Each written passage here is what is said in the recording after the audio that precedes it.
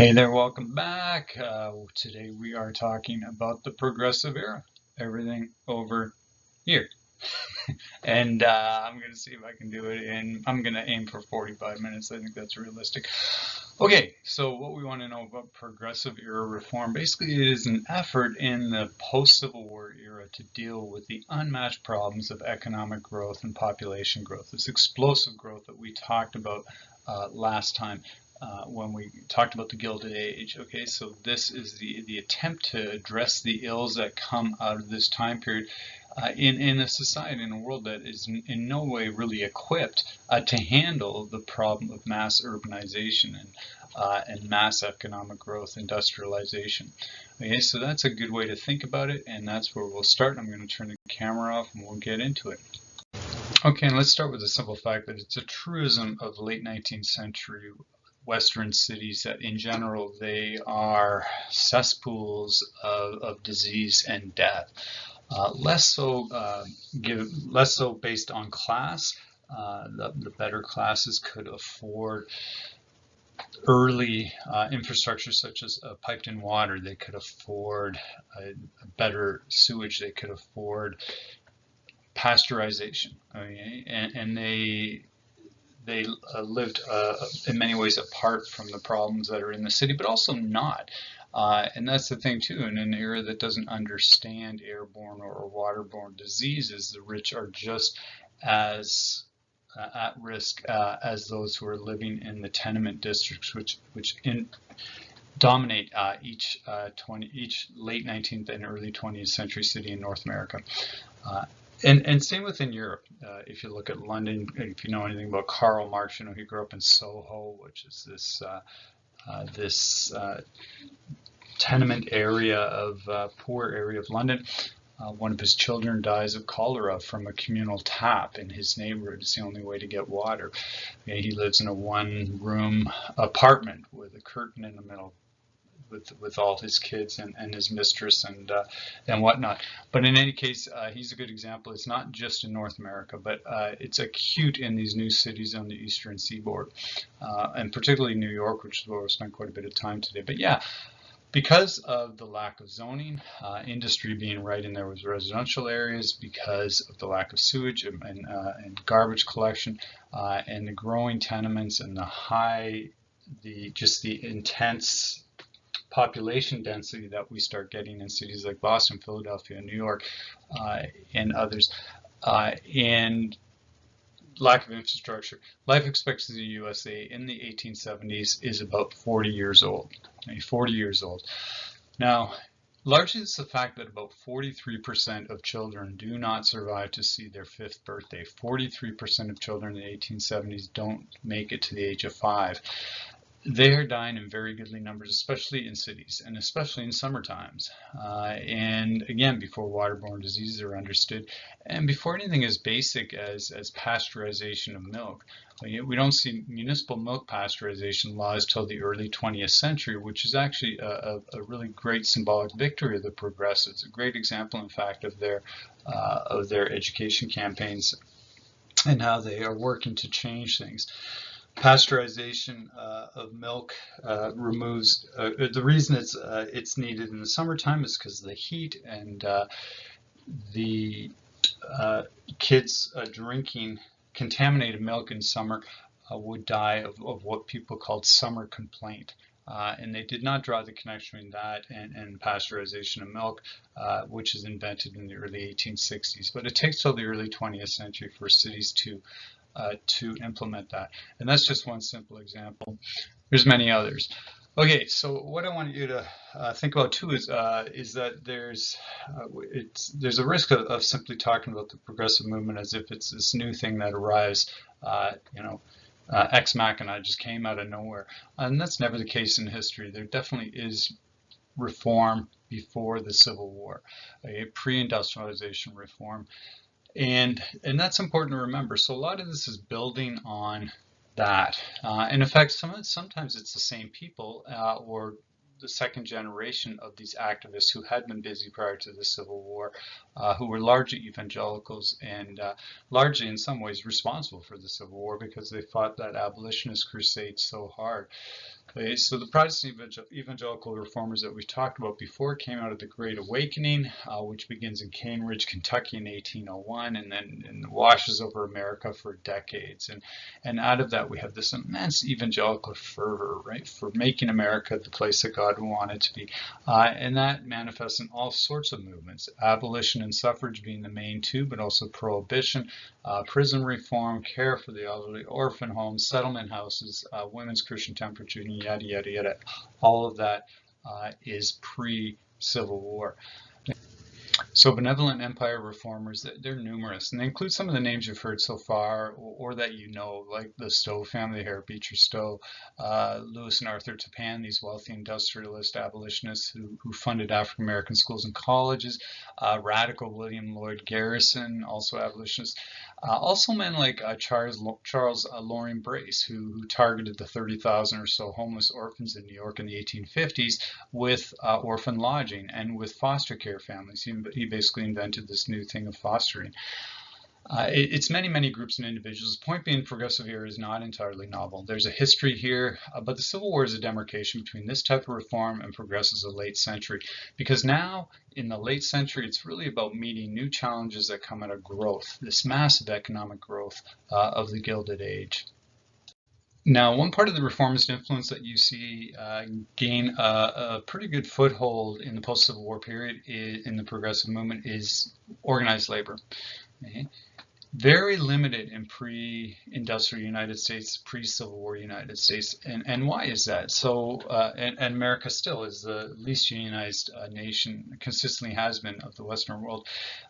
Pre-Civil War, though, it's largely because two things. One is America is mostly agricultural, and that carries over into the post-Civil War. Even as late as 1880, farm workers still outnumber industrial workers 3-1. It's not until 1920 that we get a shift where more Americans are living in cities than on farms.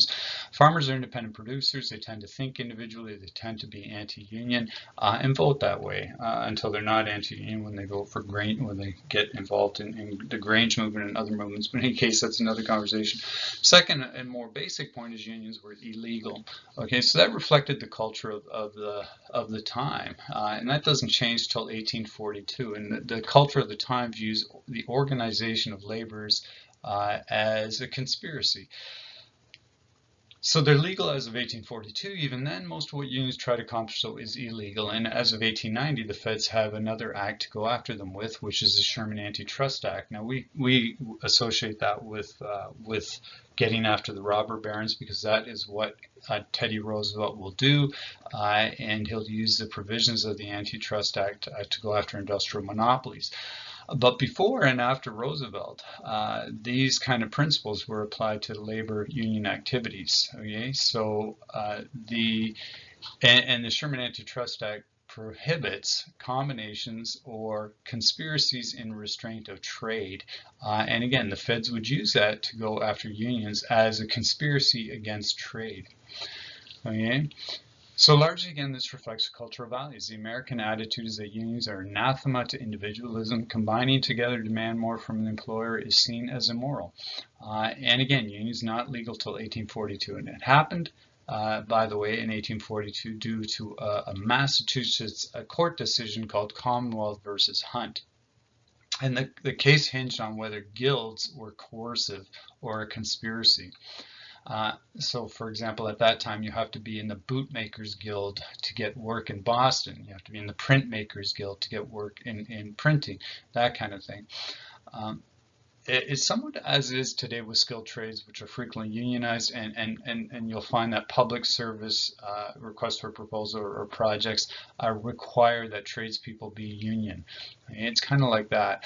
In any case, the Bootmakers Guild won in Boston, and professional association became legal. But there was no consensus then even that the court got it right. And the right to organize remained contested in America. And that right to collective bargaining, which is really that all-important make or break factor by which a union can form against a minority who are opposed to it.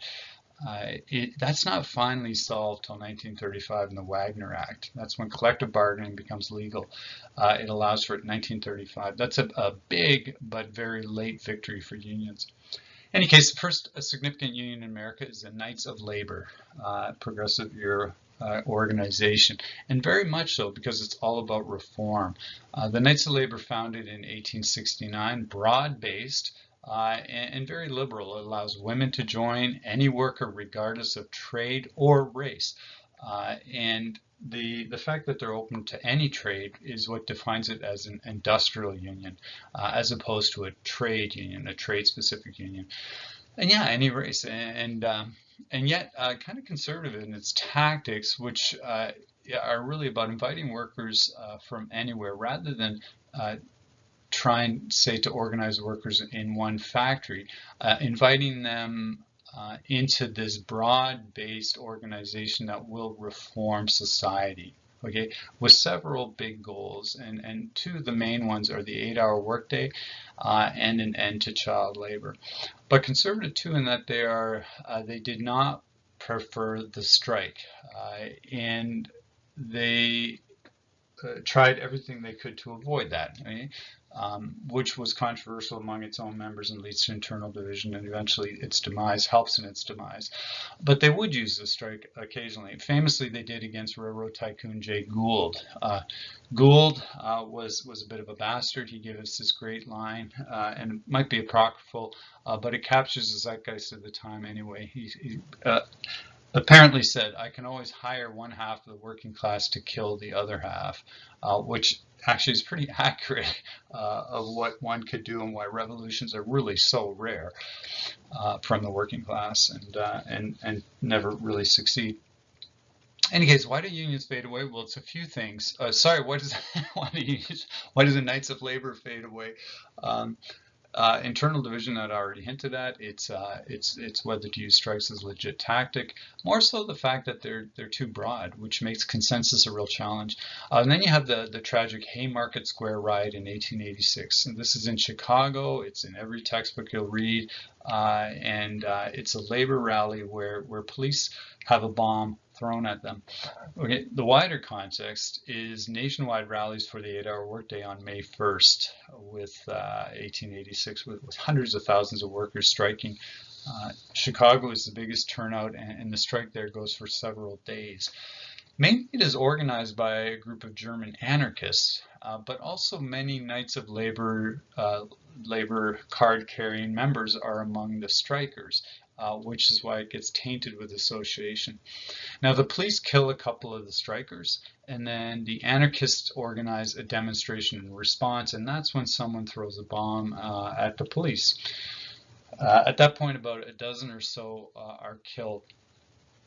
And as I said, yeah, the Knights of Labor is tainted by association.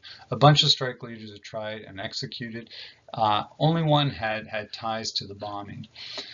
But yeah, that's my big point.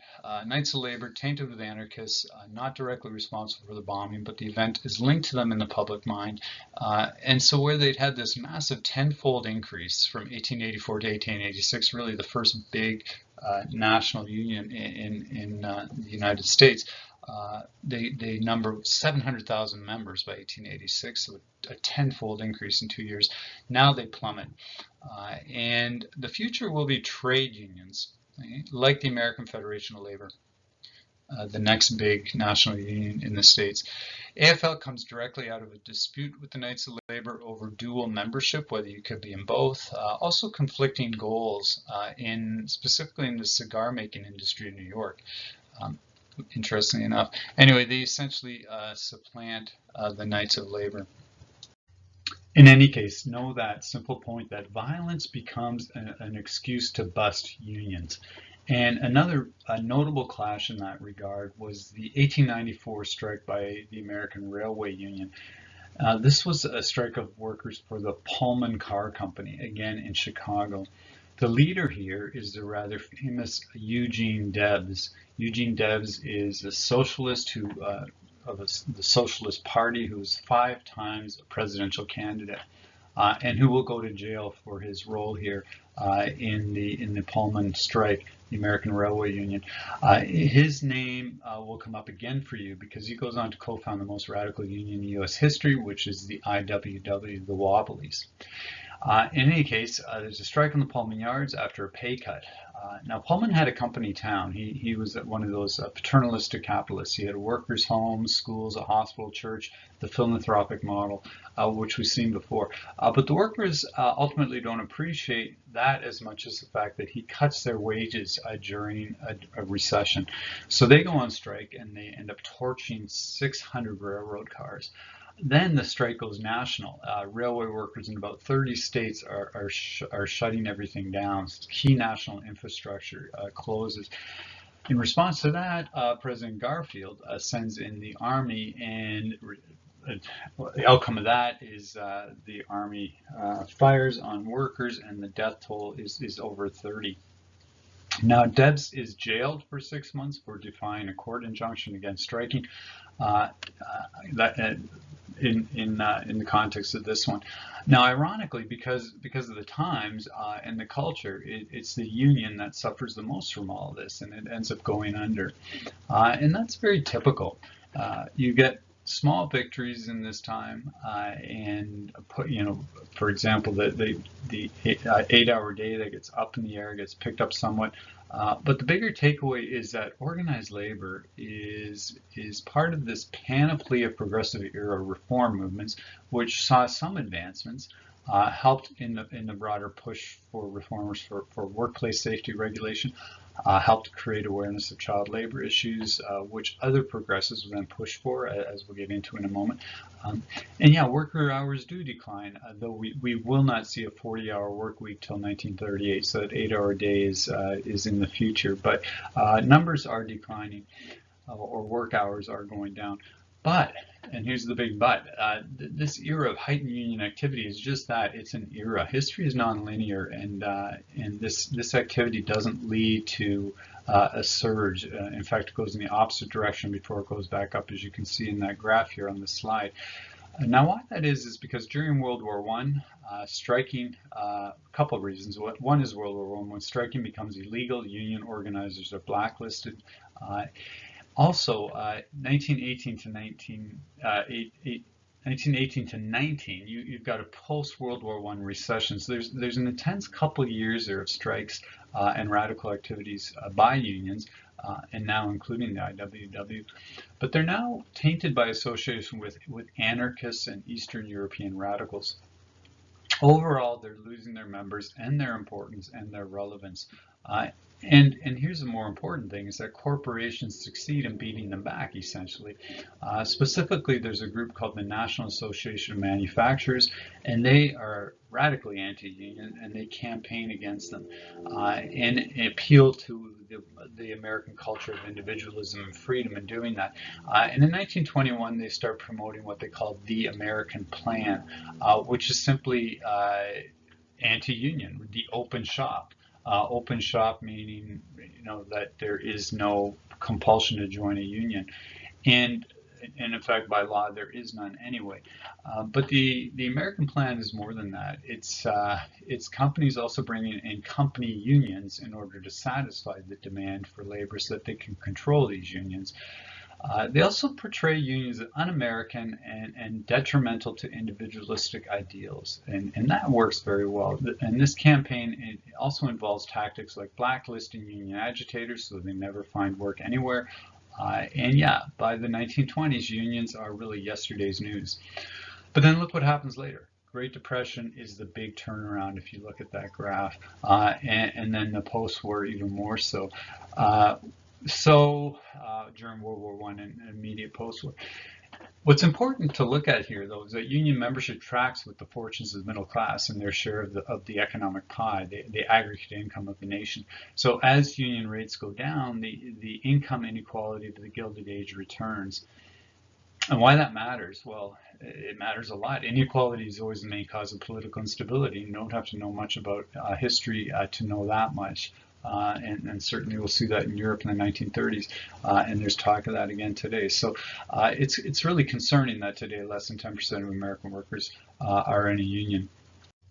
So labor history, really fascinating, and what it does for this time is it gives us a somewhat depressing window into reality of that time, which is that the progressive era, certainly of the late 19th century, did not initially witness much progress. Now, with unions, it's a concerted effort by corporate America to undermine them.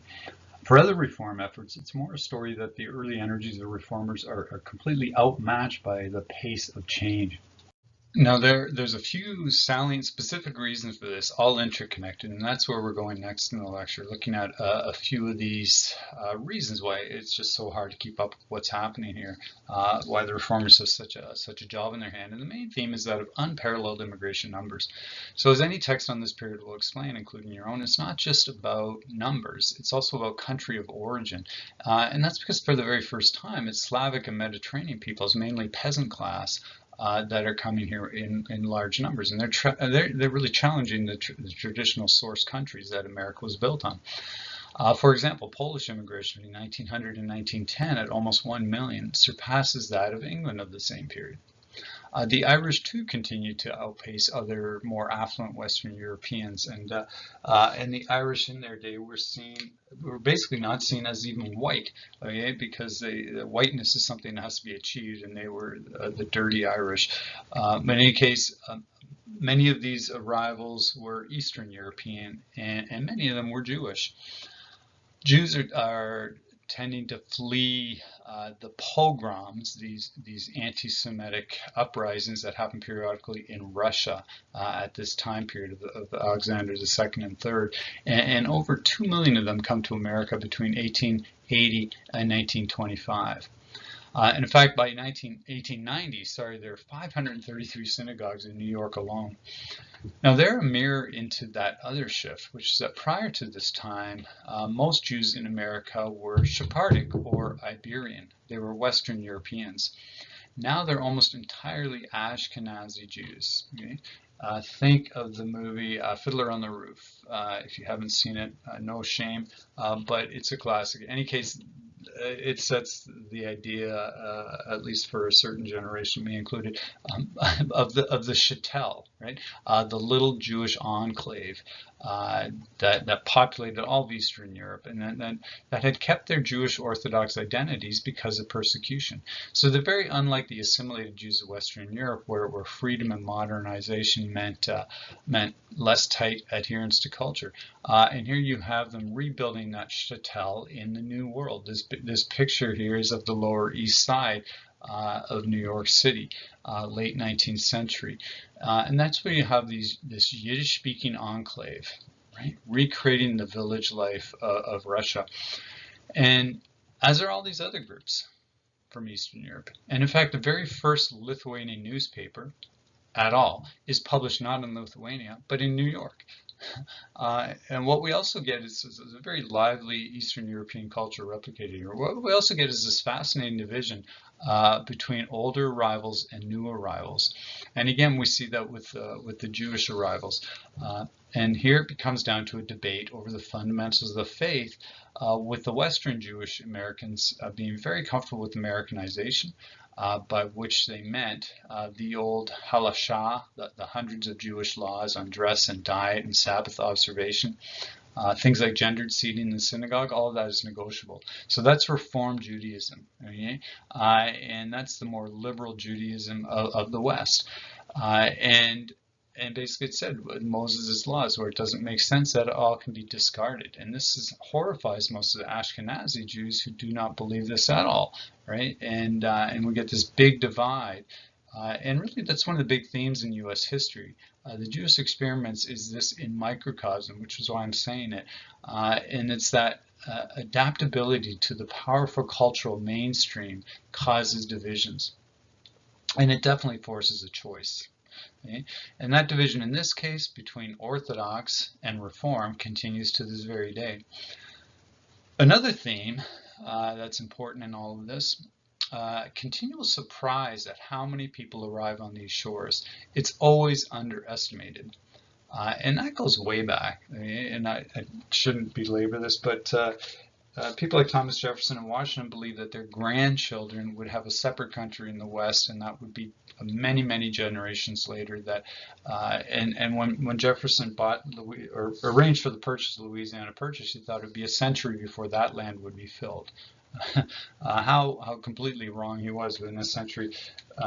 America is where it is today, or is the size it is today, and certainly is not divided into two nations. And in any case, had many, many millions more than they expected, and every generation is surprised by that. No generation probably more surprised than this one, though. Nearly 6 million new Americans arrived in the years 1880 to 1890. That's 500,000 a year. Which is a massive number given the population at the time. Nearly 9 million people arrived between 1900 and 1910, which is now nearly 1 million a year. Okay? These are levels that will not be surpassed till the 1990s. All of this is going to make the U.S. population surpass the 100 million mark by 1920. Now it's the most populated of the West by 1920, behind only India and China, just where it would be right up to this day. Now, the vast majority of these new arrivals are not filling the empty plains of the West or even the backcountry of the East. Okay, they're congregating in the major cities. So witness that on this graph, the explosive growth of New York, Chicago, Philadelphia, 1890 to 1920. New York goes from 1.5 to 5.6 million, nearly a 400% growth. So that speaks to how industrialization and urbanization are really two sides of the same coin. It's in the cities that you find these burgeoning industries, right? It's where you have the high demand for labor. It's where the potential for any kind of social mobility is. So to say nothing of one's support community, again, the Jewish shtetl is a great example. Now, a connected theme, and another point I want to give you about what the reformers are up against in this era and what seems like a losing battle is municipal corruption. That goes hand in hand with the massive growth of cities. Okay, municipal corruption is nowhere more clear than with Tammany Hall. In fact, that term today is the term for corruption, political corruption. Tammany Hall at the time was an actual hall.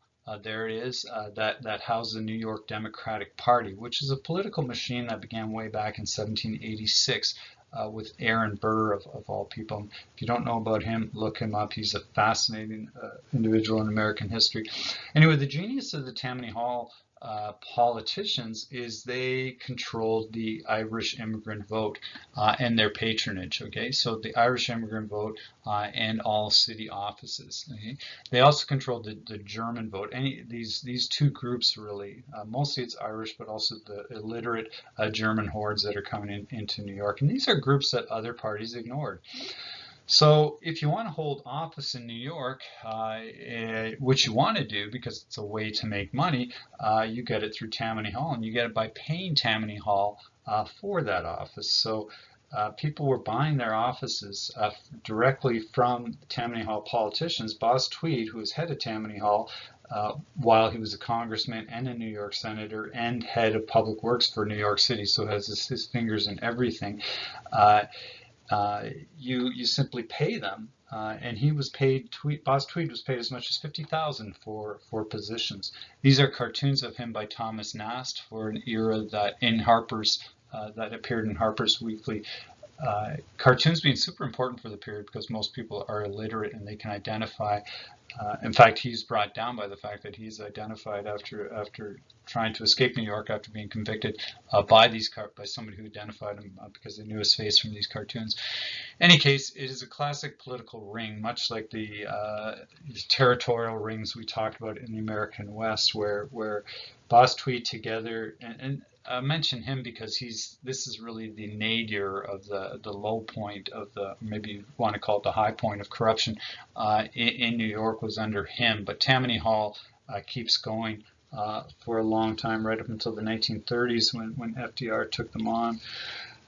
But yeah, the money disappears, and the taxpayers have built out of an astounding amount of money while Tammany Hall controls the courts, controls the police. That's the other thing. They control the municipal police service.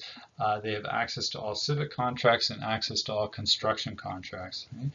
Right? And fun guys. They built a new city courthouse in the Boss Tweed era. Should have cost maybe $40,000 for that time period. Ended up costing $14 million, which incidentally was more than twice what the federal government paid for the Alaska Purchase at about the same time. Not much effort to hide it either, since everyone in office is either bought off or they bought their office. And a city office is legalized extortion, because if you now you can get money from licensing and yeah.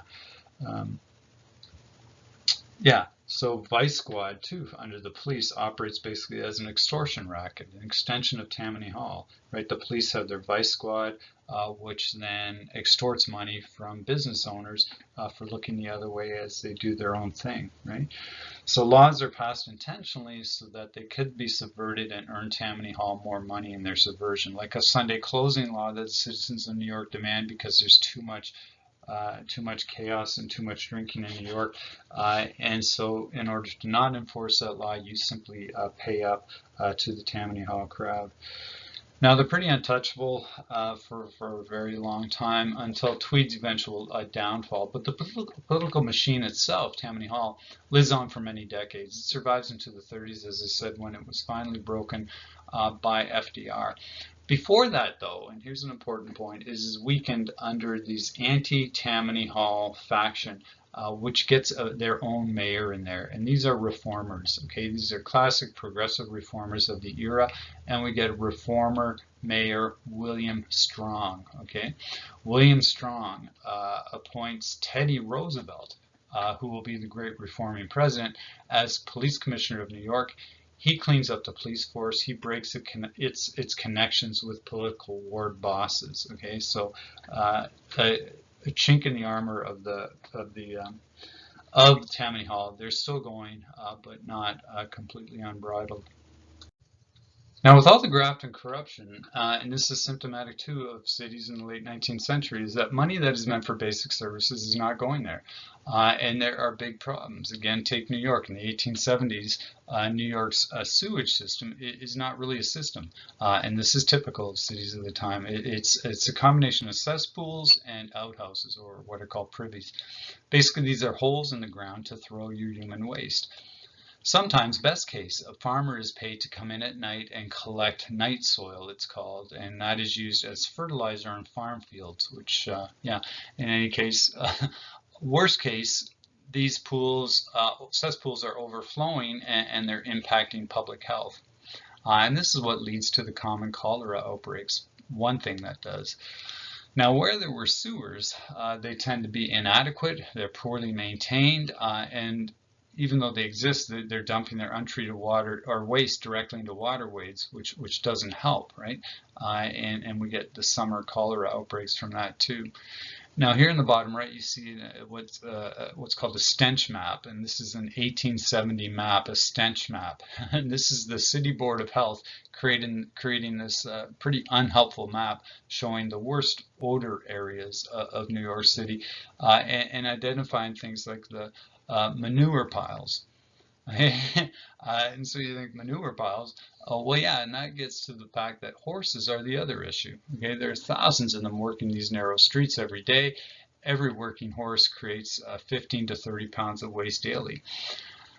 Now, it could be, and it was, horse manure put into piles, these big manure piles, and sold. But with a growing number of people coming into these cities in the 1880s, 90s, you see a massive growth in the number of horses. So, for example, by 1900, there's between 100 and 150,000 horses in New York City alone, which means a couple million pounds of manure, 2.5 to 3 million pounds of manure anyways, thousands of gallons of urine. And as this dries, it is pounded by horse hooves. It becomes airborne and then causes lung infections and other diseases, and is simply unpleasant as well. As do these piles of manure. They cause diseases as well.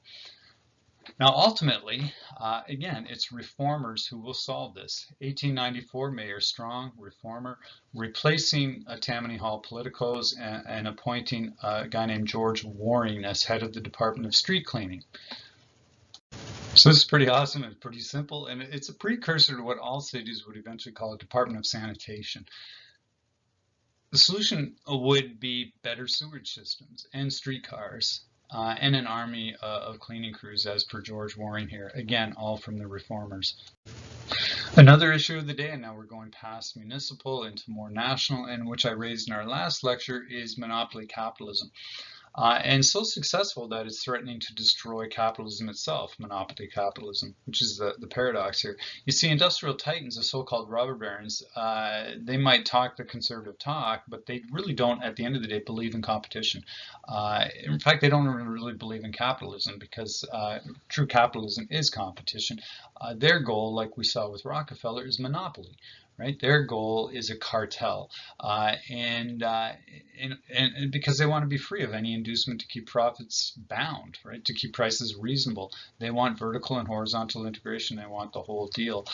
And some of the main trusts of the Gilded Age were Andrew Carnegie's U.S. Steel, probably the biggest, really the first. And then Rockefeller Standard Oil, which we've already talked about. Another massive one, and later, is J.P. Morgan and Associates. Now, Morgan is a railroad magnate who price fixes and creates a conglomerate in railroads with a couple other of the so-called robber barons, and he called that Northern Securities.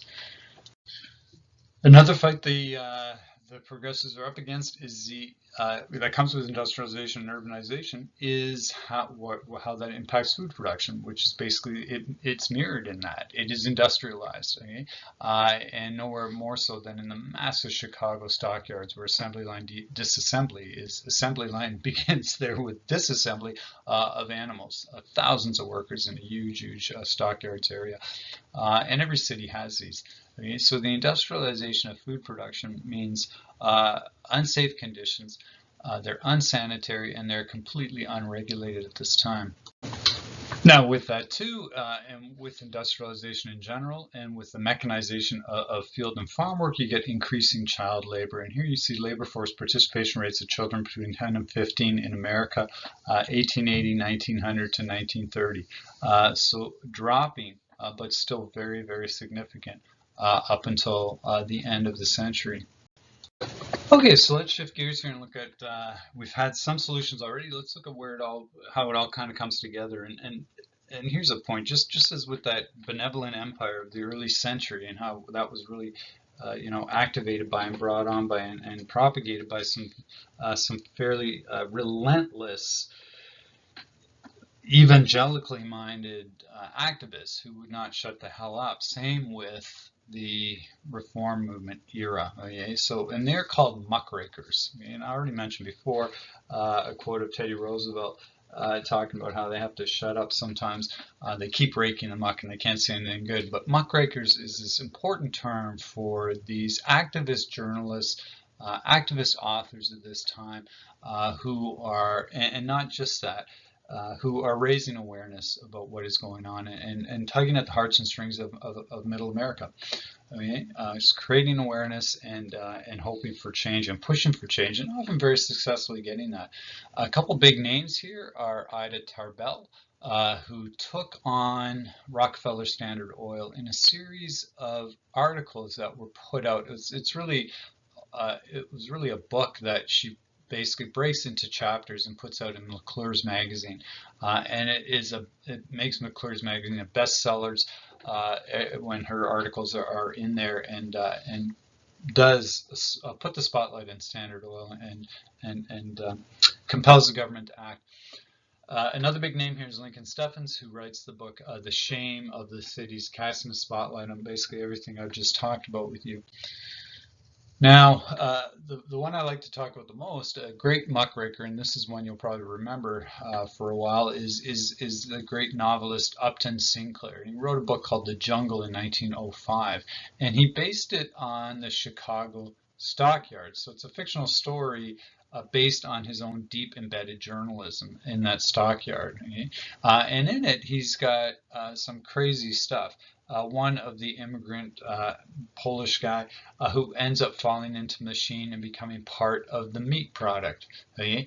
Which, it's horrifying, but it's what sticks in people's craw.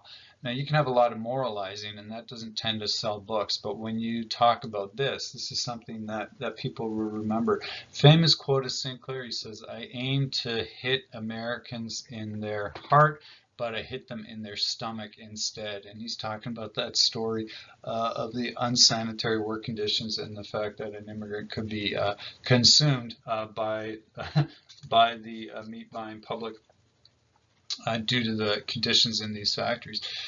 Anyway, this leads to a congressional investigation, a very direct line here between muckraker and then action, right? Investigation, and out of that comes the Pure Food and Drug Act and the Meat Inspection Act of 1906, a long overdue framework for dealing with this kind of thing, simply based on the popularity of this one well-written book by Upton Sinclair. Okay, another really great example of muckrakers of the time is Jacob Riis. Jacob Riis used his camera. He's a social reformer, he's a muckraking journalist, but primarily remembered as this documentary photographer who took thousands of amazing photos, largely of working children, in order to tug at hearts and minds and see change happen and in the movement to bring anti-child labor legislation. He writes a book called How the Other Half Lives in 1890. And it's hard when you get into Jacob Riis not to do a deep dive in his amazing, beautiful pictures that he takes, and tragic and harrowing from the time period. So it's an amazing resource. He focuses on different aspects of child labor. One of them is of newsies, and this was a common phenom of the time, is that these young boys would be selling newspapers on street corners, and in these very fierce journalistic wars of the time, where owning a street corner meant a lot. So there were often fights between these boys for owning different street corners for getting these newspapers sold. Here's another great picture from that same series. This is Francis Lance, newsy, 5 years old. He's got a big grin on his face. So, yeah, life could be, it's definitely a free life, if not an easy one. And more to that, we also know that it explains why so many of these underage boys served in World War I. Military service was seen as a pretty good option, a viable option, given the conditions of the urban ghetto in North America. So what the Army offered was 3 square meals a day and a bit of adventure. Of course, the reality was very much different, but we know that thousands of Canadian boys served. There's been studies done on that. Studies in England show that about 250,000 underage boys served in the British Army in World War I. We can assume about the same numbers for the United States. Now, at the same time that Riis is doing this, he has a colleague who's doing something nearly identical. Photographer Lewis Hine, another muckraker, who is also documenting child labor, has taken some of the most famous photographs in American history, including one you've probably seen in the Empire State Building being built. But in any case, he's also documenting work conditions of the youth in America, more in the industrial heartland, and including the coal fields of Pennsylvania and Kentucky and whatnot. Here's some more photos from Lewis Hine, including one that became a stamp, a commemorative stamp, American stamp, that on the anniversary of child labor reform. And that's the thing that this leads to. In 1904, based largely on these photographs of Riis and Hine, a national child labor committee forms. Now, these are progressive reformers who are pushing for federal action on child labor, simple as that. Which was at the time viewed as, and really was, a state level thing. Finally, we get action on that after about 10 years of lobbying, and that is called the Keating-Owen Act. That is passed in 1916, Keating-Owen Act, and that's a ban on goods produced by child labor from interstate commerce. Okay, so that is a way the feds can get into something that is regulated at state level, anything that is interstate commerce. So a ban on anything produced by child labor that crosses state borders. Now that gets struck down by the Supreme Court in 1918, and because they legitimately see it as an effort to trespass on state rights, which in fact by law it was. So it's a setback, but it still prompted reformers to push harder. And what they wanted really was a constitutional amendment that allowed the feds to intervene in a unique way here. That never happens, but finally in 1938 we do have the feds pass something called the Fair Labor Standards Act, and this limited child labor to 14 years of age for non-farm jobs. Now that was not struck down by the courts, and which is largely a reflection of the cultural changes by that time. But why is it so late? 1938 it's a long fight, a long fight, and incredibly late victory here that is outside the progressive era when it finally does win out. And largely that's because most child work is on the family farm, 60% of it. And farm families view this as essential to the family economy, which arguably they were. And they're also pretty clear on where their vote lies. So it's really the shift to an urban population, a majority, that we start to see politicians be more readily get behind this kind of a thing.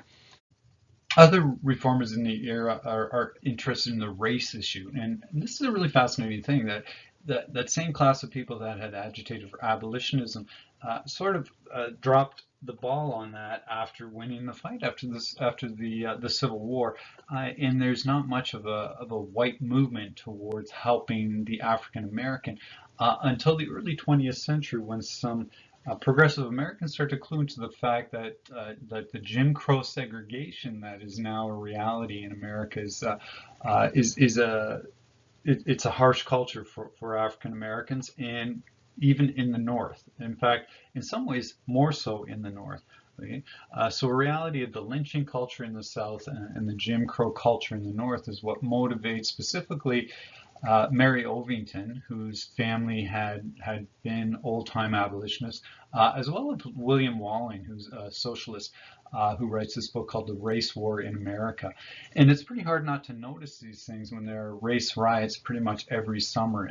African Americans in the North are not allowed to be in unions, so they tend to be scab laborers, and when there are strikes, these can spiral into these race riots.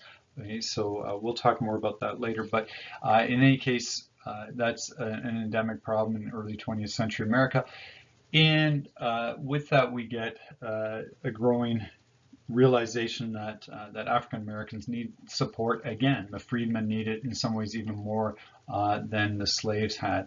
The fight is not over. So with that, we get the establishment of the National Association of Advancement of Colored Peoples in 1909. Now, the executive for that, you can see the picture here. There are only two African Americans on it, and that is Ida B. Wells, who's a longtime anti-lynching activist, and the famous W.E.B. Du Bois, who's this major intellect and a big name in the African American freedom movement.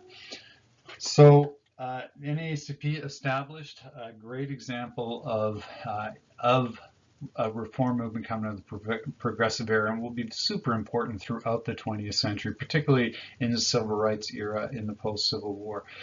Another big name here is Jane Addams, and you have probably heard of her, and she establishes this model of settlement houses. Now, with the Great Migration of African Americans north, which accelerates during World War I in particular massively, we have these new urban ghettos in Harlem and in Chicago of primarily African Americans, and which brings a real cultural renaissance too, known as the Harlem Renaissance. So there is that's another framework for looking at this era, is the Harlem Renaissance and the cultural richness that comes out of that, the Jazz Age and all the rest of that. Now, a lot of poverty as well, and segregation comes to northern cities as the African American population grows. So we have segregated education coming back for the first time in places like New York. uh, or coming about for the first time in places like New York. So it's an interesting thing that Northerners were very supportive of African American freedom, but not so comfortable with living with large numbers of African Americans. Okay? So they definitely are stratified or living in very prescribed areas, and there are many Jim Crow laws in northern states. Okay, so the color bar is not simply a southern thing. In any case, I'm rambling here, but I know that Jane Addams uh, she innovates this work of living in these settlement houses with those who need affordable housing, right? And they need literacy skills. They need a basic education, all the rest of that. So giving a hand up, racial uplift is what it's called in the talk of the day, in the discourse of the day. Jane Addams innovates this, and many others follow her. Pretty soon, there are hundreds of settlement houses throughout North America. So that's a great example of what is happening in the progressive era. Yet another, and I just want to touch on this very briefly, City Beautiful movement. In fact, barely touch on that. So the City Beautiful movement, one of the more interesting aspects of the progressive era reform, and a lot of this is idealism, and this is kind of the architectural, the engineering class who really see that or see an opportunity maybe or a connection between beauty, aesthetics, and social and moral reform. And the overall character of the American people. Here's where the solution lies. It's kind of related to technocracy, the idea that technocrats should run cities, and what we get out of this time period is some of these very bold designs for how to redo American cities. Now, some of them actually take place. The Washington Mall is a good example of a City Beautiful movement that was initiated and actually happened. Most of them did not, and you can find designs of every North American city pretty much, and by City Beautiful inspired engineers and urban planners. Okay?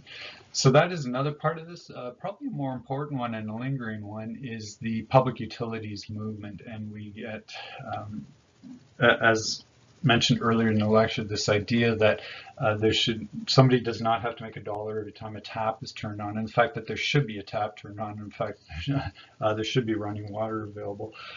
But yeah, the public utilities. Eventually, there are public electric and water systems.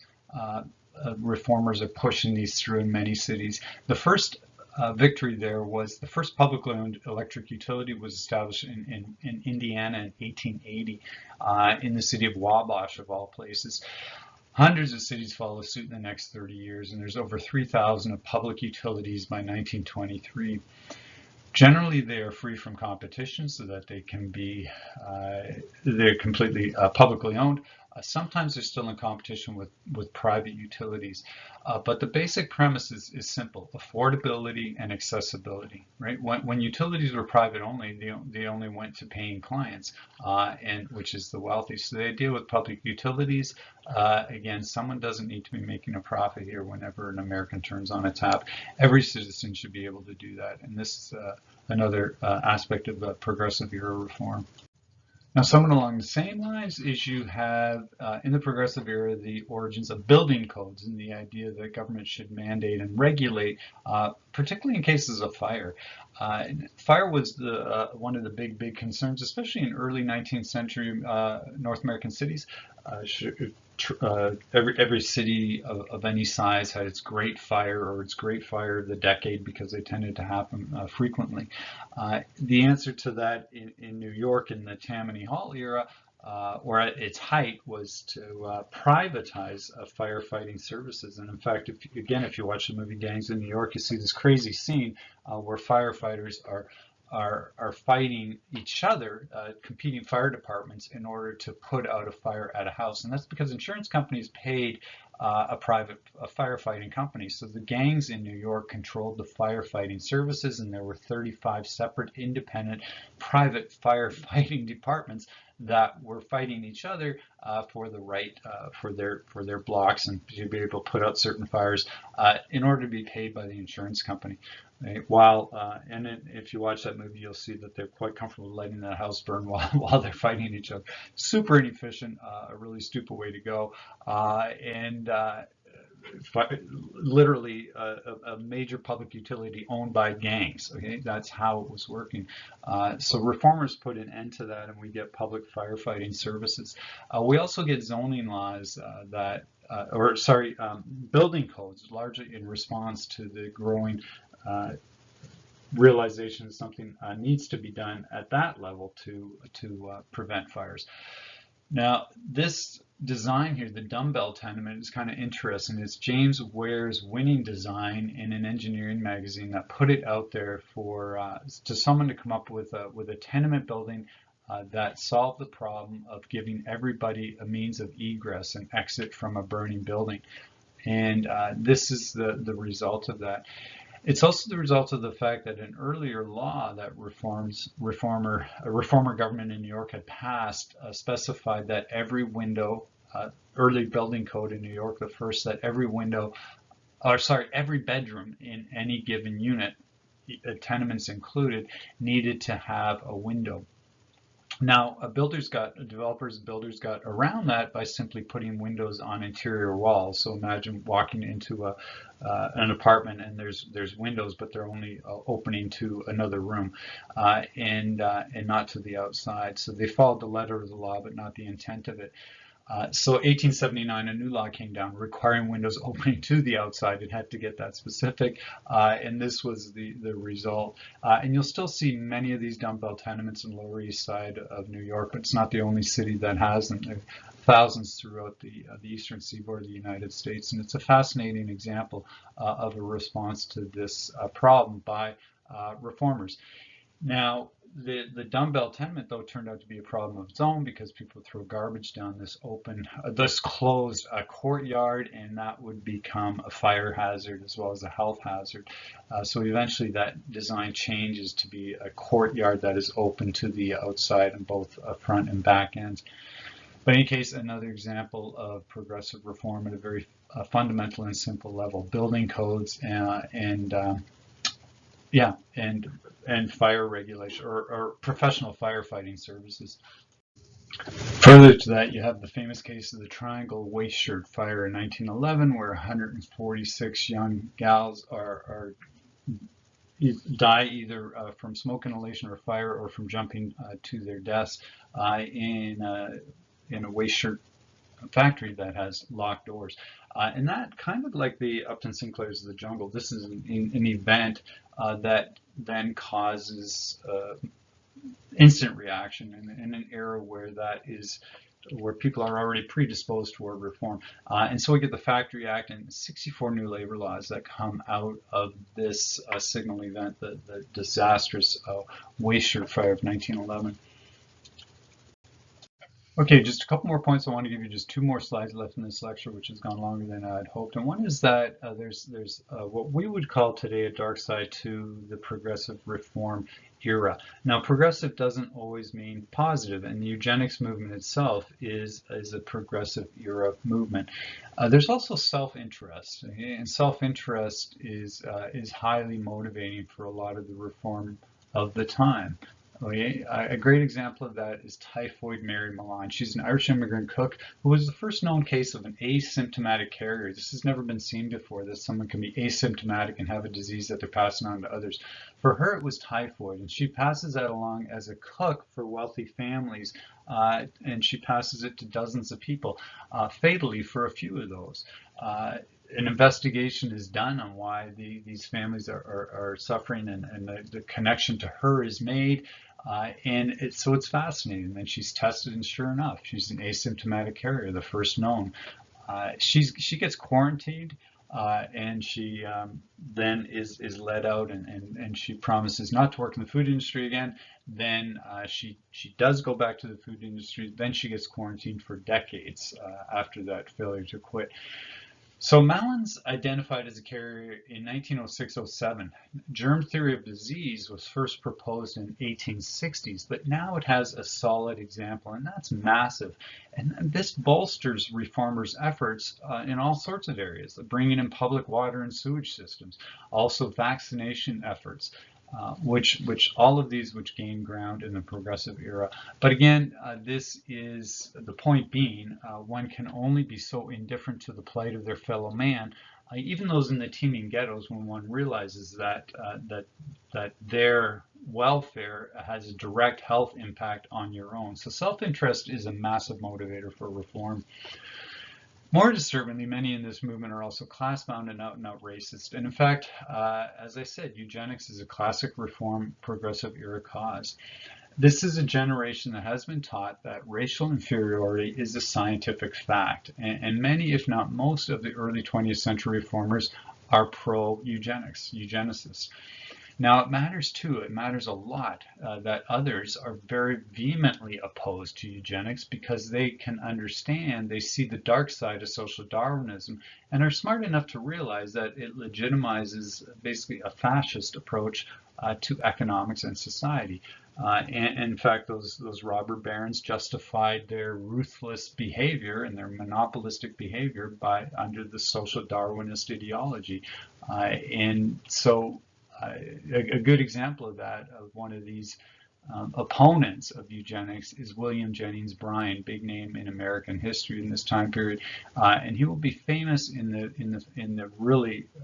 nationally radio broadcast of the Scopes monkey trial. He becomes an anti-evolutionist because he sees that the evolutionary theory in his time period is rationalizing racism and rationalizing a fascist approach to economics and war on the small, the unfit, right?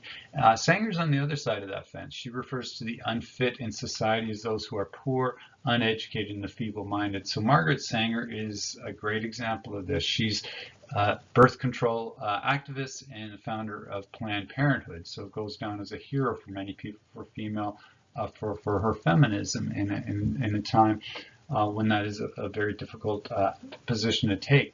We also know that she's an out-and-out racist, okay, as were many in her era, believing that miscegenation, white-black marriage, their progeny, would take us backward down the evolutionary ladder.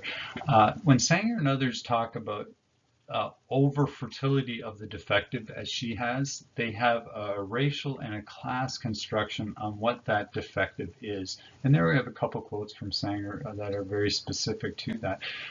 So it's fascinating to me that they do not see the difference between nature or nurture, that an environment in which those who seem those teeming ghettos, that these people are that their poverty and their condition is a genetic thing, is what Sanger and others believe, as opposed to it's the environment that makes them seem so unworthy in her eyes. But in any case, the overbreeding of those poor and those teeming ghettos, the overbreeding of the African Americans is what we must fear.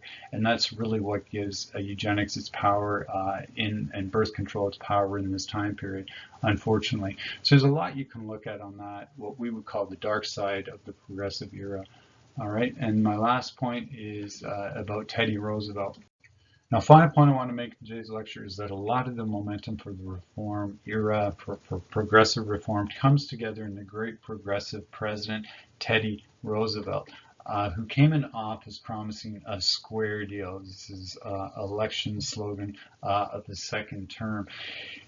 And yeah, one of the more fascinating individuals in American history, bar none. So great example of that, and maybe you've heard this story. In 1912, he survives an assassination attempt. He had just started a speech when he is shot by a bullet that happens to pass through his 50-page speech. So, on the speech on, appropriately for our lecture, on progressive causes. Good job that it was a long speech because it meant the bullet slowed down enough to lodge shy of his vital organs. More importantly, he figures since he's not coughing up blood, he can give his speech anyway, and it's a long one, over 45 minutes. He starts by saying, friends, I'll ask you to be quiet. I don't know whether you fully understand I've just been shot, but it takes more than that to kill a bull moose. Hence, when he tries for the president's he establishes a third party in 1912 to try for the presidency under the Progressive Party, and it's known as the Bull Moose Party. But in any case, fascinating individual, very hard to hate, especially on domestic politics. Controversial on foreign diplomacy for sure, especially with the takeover of Panama. But in any case, Teddy Roosevelt famously takes a very expansionist view of the presidency. And so under him, the powers of the executive branch really grow massively. And basically, an expansionist view of the presidency means that anything not specifically unconstitutional, he sees as fair game for the president to take on. A great example of that is national parks, just simply establishing those, even though this is overriding state ownership of state lands. And it's everything. It's regulation on food safety and child labor. It's regulation of railroad rates. It's a National Forest Service. It's the Bureau of Reclamation in 1902. Yeah.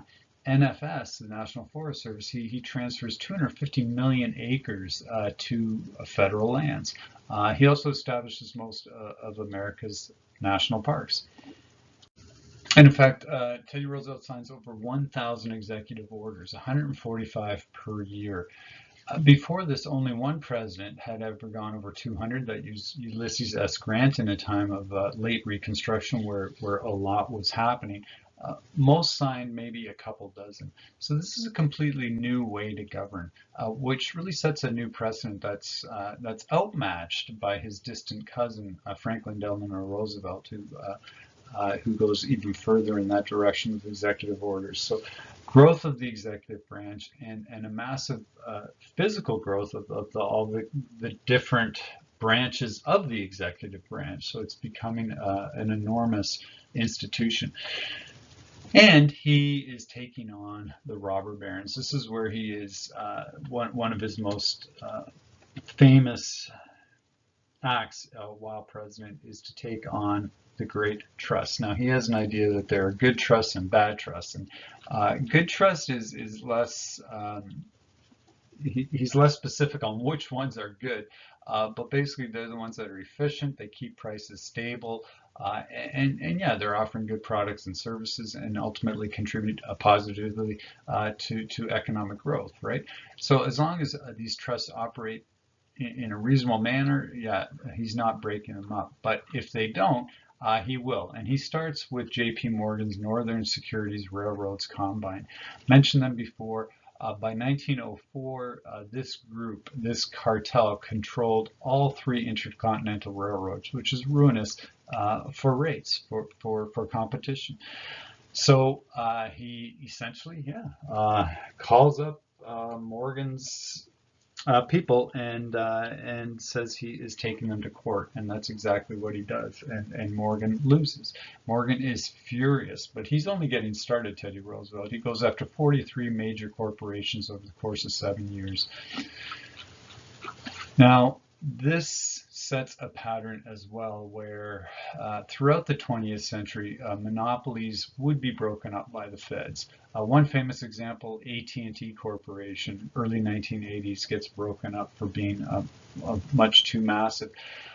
Later on, after that, and this is interesting for our times, is that as the neoconservative era comes about, deregulation and all the rest, beginning with Reagan, we have the rise again of these trusts, and largely in the tech industry, the gaming industry. It's also in big pharma, but today, yeah, these industries are notorious for being modern versions of the old trusts. Apple, Meta, Google, companies like Amazon, and in fact, there are antitrust lawsuits now against Amazon, but by both the feds in over a dozen states. For stifling competition, for price fixing. So we're kind of in that same place that we began with Teddy Roosevelt. in terms of trust busting. Last point on him is he sees the White House as what he calls a bully pulpit, by which he means it's an awesome pulpit, an awesome platform to push an agenda. And he does. Great quote from him is, a great democracy has got to be progressive or it will soon cease to be great or a democracy. So it makes a direct line between progressivism and democracy. Okay, so that is today's lecture. It went on for over an hour, and in any case, I hope it was good for you, and I hope that you contact me if you have any questions about any of this. All right, thanks for listening. Take care.